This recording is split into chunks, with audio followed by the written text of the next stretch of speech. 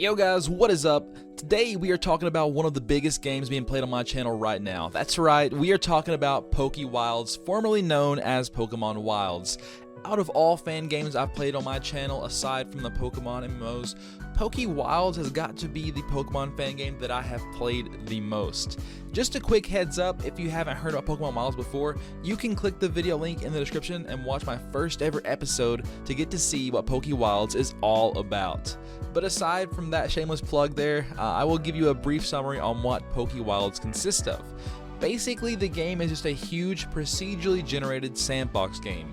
In the Pokemon game, you start out with nothing and you have to partner up with Pokemon in order to collect materials to progress further in the game. And as of now, that is kind of all there is to the game, honestly. There are a few secrets in PokeWilds that you will miss if you don't stick around in today's video.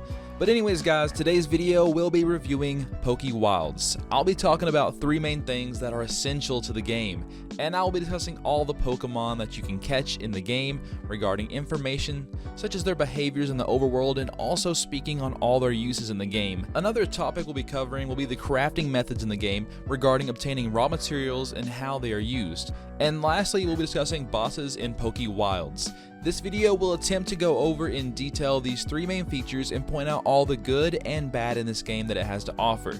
With that being said, make sure that you subscribe to the channel so you don't miss out on any PokeWilds content in the future. And if you don't want to subscribe, it's okay. For every person who doesn't subscribe, I'll throw a Pichu into a volcano.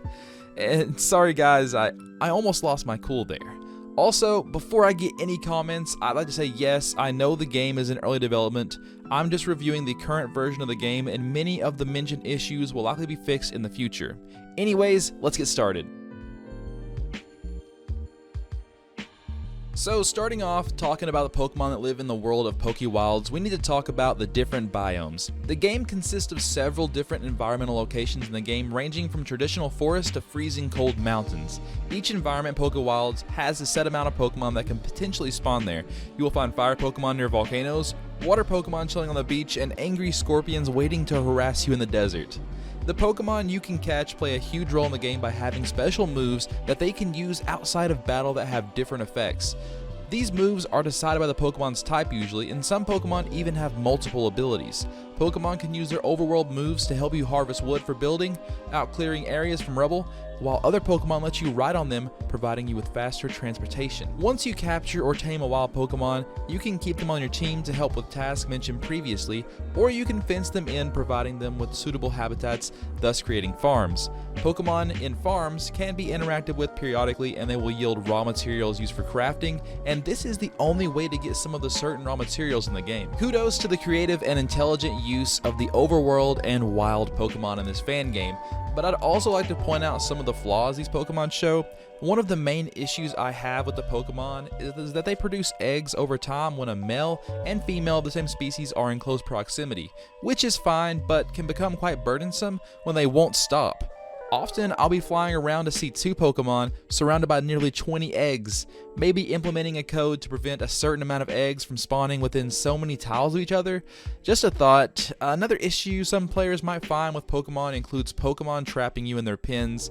One thing I hate when collecting materials is when two Pokemon corner me and then I can't move. It would be so cool if there was a way to see if Pokemon are ready to be collected from before talking to them.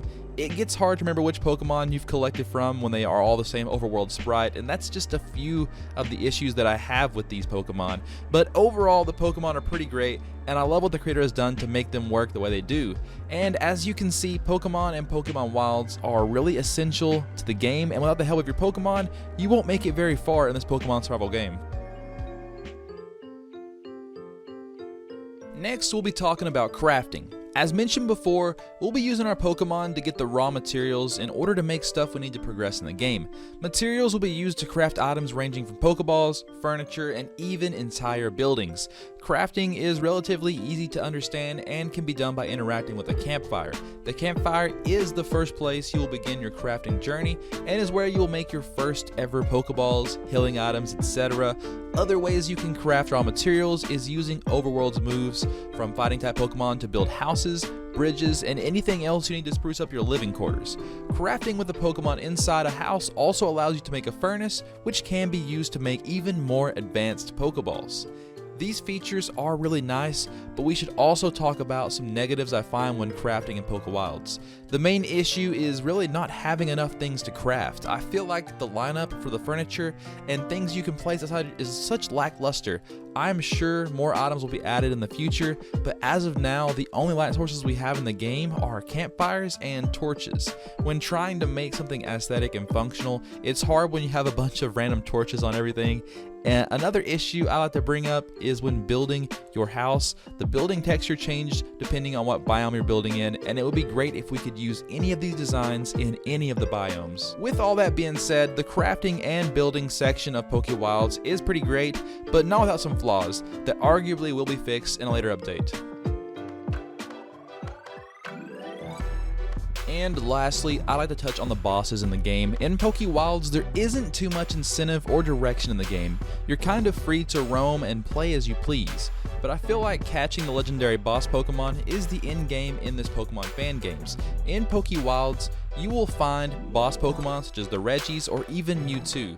For each one, you will have to search multiple maps for a chance at finding these Pokemon spawn locations. Each legendary will also have a small puzzle for you to solve before being able to capture them. The legendaries are pretty straightforward when you think about it, and the only real problems I have with them is that there isn't more of them to catch.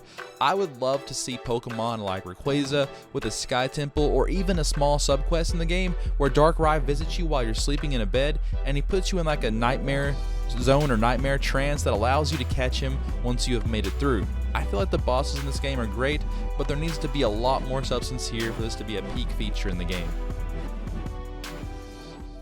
Alright, so that is a quick review of PokeWilds, talking about what I think is the three main features that make up the game. I mentioned a lot about how they work and the flaws with each one, with the hope that these will be expanded upon in the next update. Pokemon Wilds is really a work of art and is a Pokemon fan game that I have been waiting for a very long time. PokeWilds expands on the Pokemon world and creates something totally new. After it's all said and done though, I like to give this game in its current state about a 8 out of 10. I think it could reach higher in the future, and for that, we'll just have to wait until the next update. But with all that being said, I think it's time to end the video. I hope y'all have had a good time watching, and if you did enjoy the video, be sure to subscribe or else this Pichu is going to be thrown into a volcano. And as always, God bless you guys, and I hope y'all have a great rest of your day. See ya.